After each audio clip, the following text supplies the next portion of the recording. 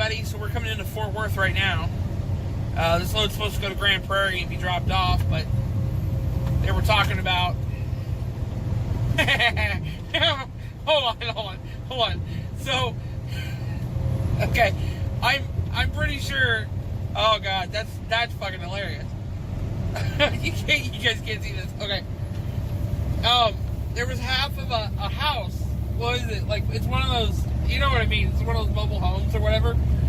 I'm coming off of 287, getting on 35 right here in Fort Worth, and half of one of the wow, look at that, it's dirty. Anyway, ADD squirrel. Anyway, half of one of the houses turned on in northbound 287, coming off of 35, and I saw the front end of the house. It's the front of the house. It's got a big porch outside you can sit on. It looks like a really nice, double wide trailer or whatever. And I'm like, oh, that's really nice. Well, as I'm going up over the bridge to get onto 35 going south, I see the other half of the house going south on 35. And I realized one of those guys made a wrong turn. They made a wrong decision. So one half of the house is going where it's supposed to be, and the other half of the house missed his exit.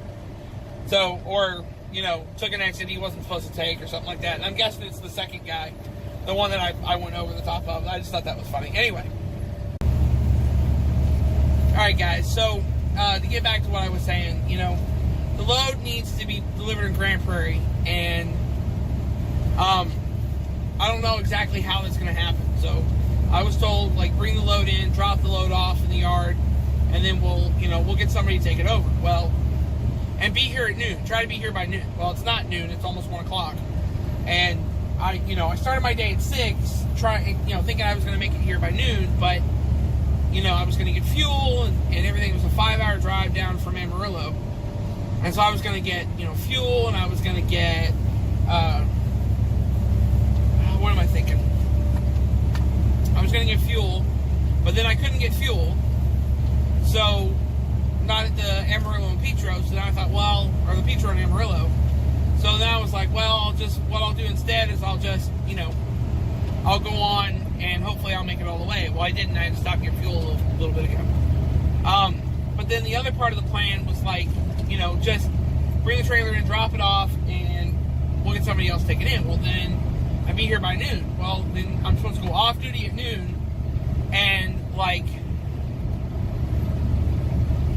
and then at noon, once I go off duty, I'm supposed to go over to the office and turn the paperwork in. Well, now they're saying they don't have anybody to take the trailer over there. And it's the appointment's not until 9 o'clock tonight, and I can't do it because I started my day at 6, which means officially my day ends at 8 o'clock tonight.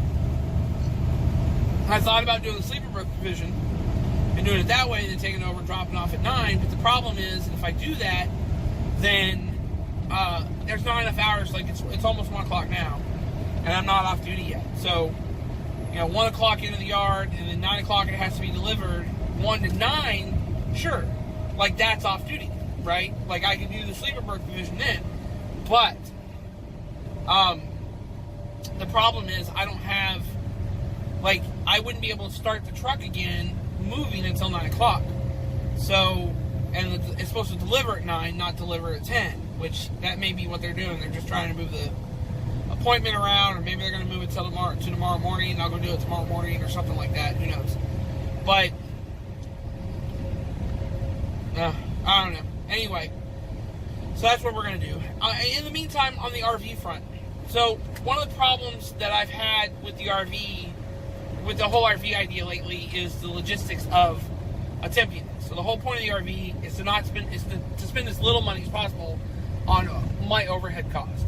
So as little as I can spend on my overhead cost means I have more money to pay my taxes, which I've got to do at some point. And then I also have more money to devote to buying land or getting a truck. I want to get a truck first, but I'm thinking land may be the way to go, because then I have land, So, and then I can just keep working at that point and pay for the land. And anyway, but it's about trying to put myself in a secure position for the rest of my life. Having a piece of property that I'm going to be happy with for the rest of my life in case I get stuck there, and things like that. So that's kind of what the RV's for. The RV gives me a roof over my head, gets paid for at some point, which is kind of nice. But the problem is I can't leave it at the yard.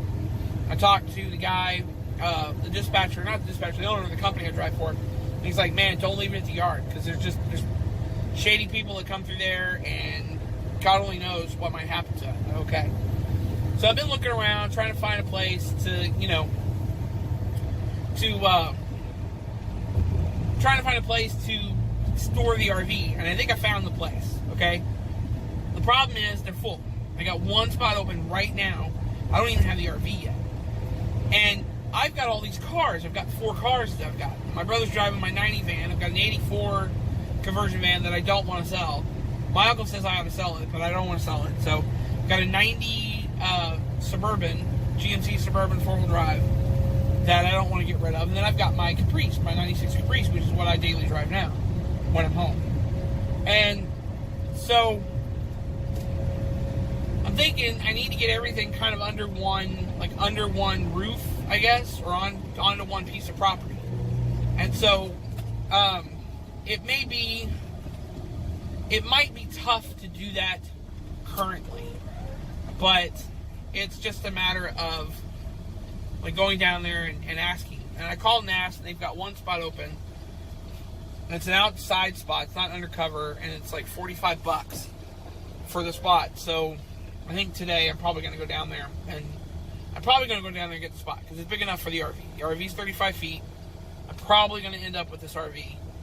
So I'm probably going to go down there and get the spot today or tomorrow, and just get it out of the way. So that way I know I've got it. And the other thing is they're expanding. So maybe by getting the spot now, then I'll be on a waiting list for when other spots open up. And I'll just list them off what I've got, and I'll go by length. It's like I got 3 cars I want to store, so, and an RV, so maybe I need 2 spots side by side or something like that. Let's see, what's 3 cars? That's 60 feet, so it's 55 feet or whatever.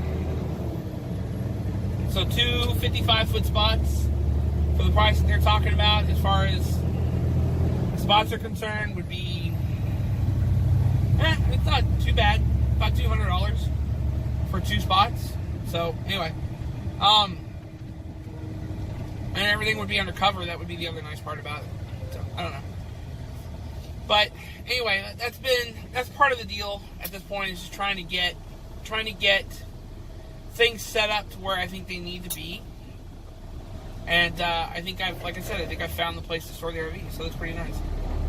In the meantime, we're coming into the yard, so I'm gonna go.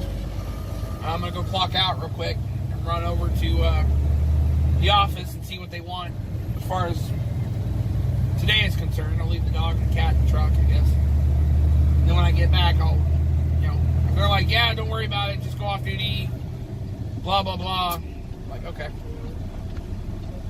Anyway, that's it. I'll talk to you guys later.